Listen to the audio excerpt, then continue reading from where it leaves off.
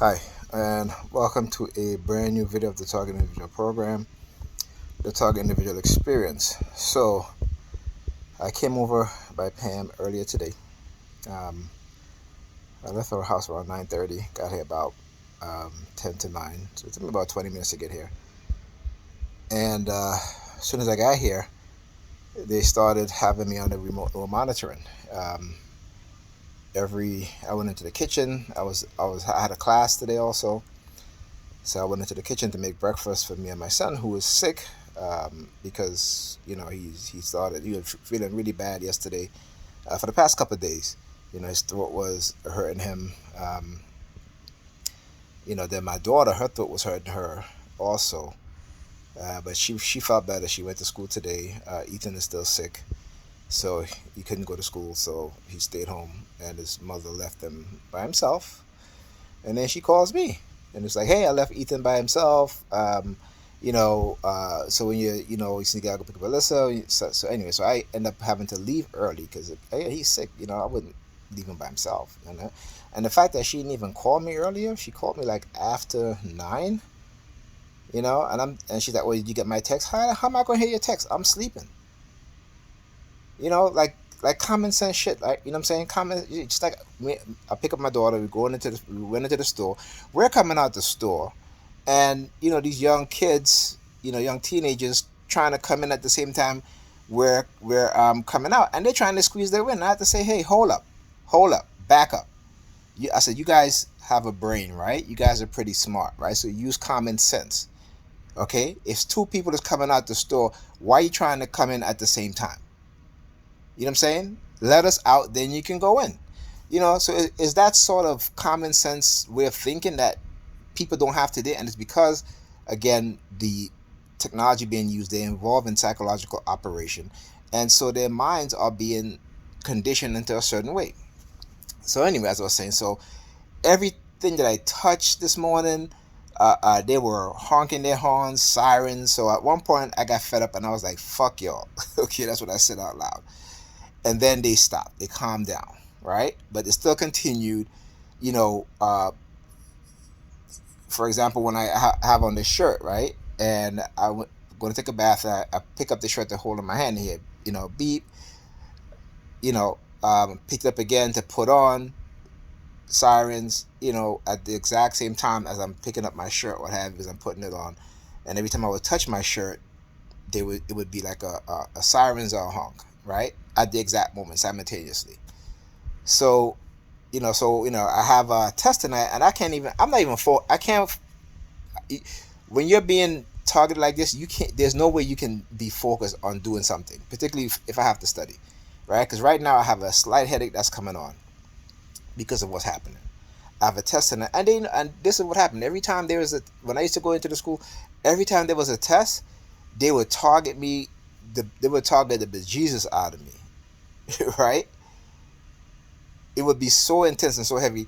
And then I would I would get home, try to study. Actually, I would wake up early in the morning to study because I knew if I studied at night, I wouldn't remember shit.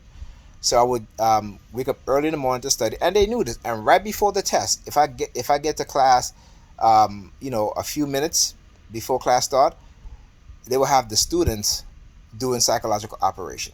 And then when I get to doing the test, right? So let's say because I had to go to the testing room, right? And some class I didn't have to, right? Because again, it wouldn't make any sense.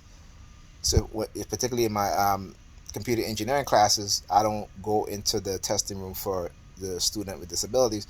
I just stay in the classroom because the professor gives me an extra, he give me an extra hour, what have you, right? So by the time they finish their psychological operation, I forget like 90% of the shit that I studied for. Okay, so again, this is what they're doing. So like I said, as soon as I got here this morning, they started with the remote monitoring, the surveillance. Like I said, every time I touch anything that's metal, like I was making breakfast, I grabbed the fork, I grabbed the spoon. The whole thing. I touched the sink. Is back to this shit again, and I remain.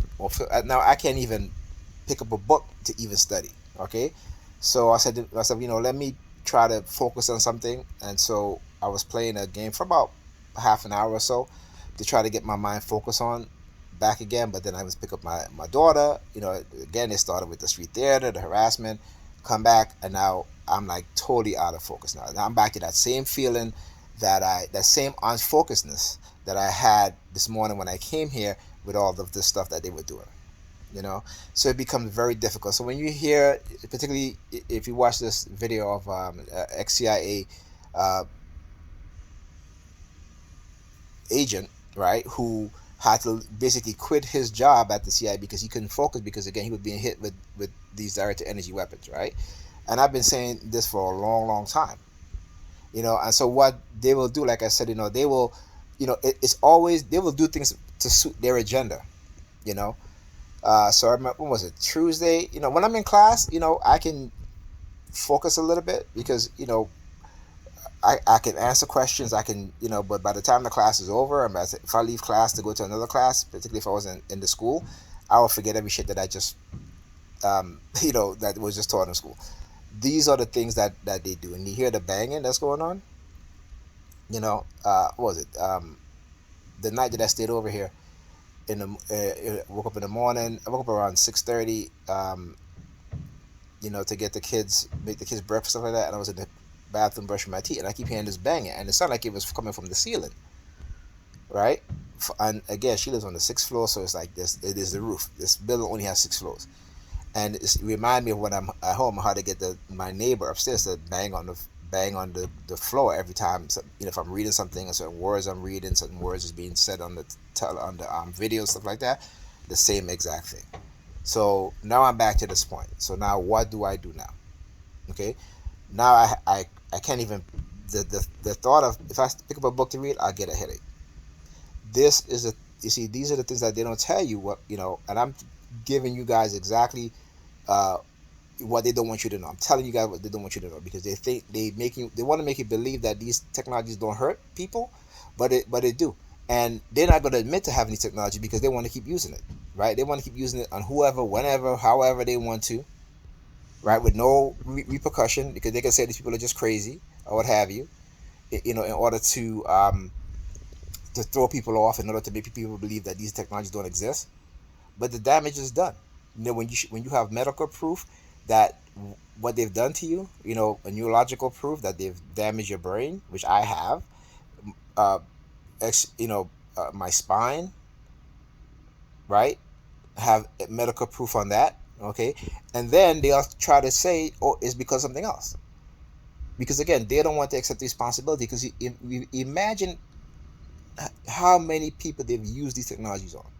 I know they're using it on the population as a whole, particularly with us as black people, how they condition us. I definitely know for sure that these technologies have been used on us for decades now, okay? So when they want to act as if they're not causing harm, that's a lie. When they want to act as if they're trying to help the victims of non-consensual experimentation and human experimentation, yeah, I should say illegal microchipping and psychological harassment with the psychological program, they try to act as if they're good guys, okay? But they're not. This is the thing. They create the scenarios and the situations, and then they want to roll in as if they're the knight in shining armor, right? They come to rescue the people, right? Shit like the FBI do, right? They'll target minority men, but particularly, well, I'll say black men who have mental illnesses, or who not say mental illness, but who have mental a limited mental capacity, right?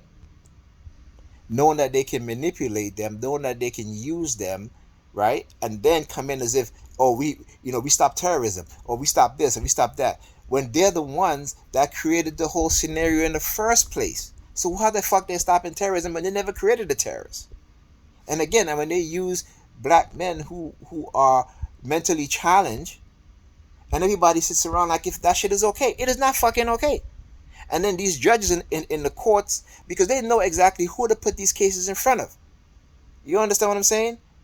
They already have these judges in their pocket. So they know which judge to put these things in. I remember that story about that woman, that judge, that lady, who is a very staunch critic of the NYPD and police tactics and particularly when it comes to people of color. What happened to her? She ended up dead in the Hudson River. And what did they say? Oh, it's a suicide. This is how they get away with murder over and over again. And I'm sorry to say, but black people who participate in this shit, y'all are fucking idiots. Y'all are idiots. And I understand that, because of your programming, but come on, common sense, people.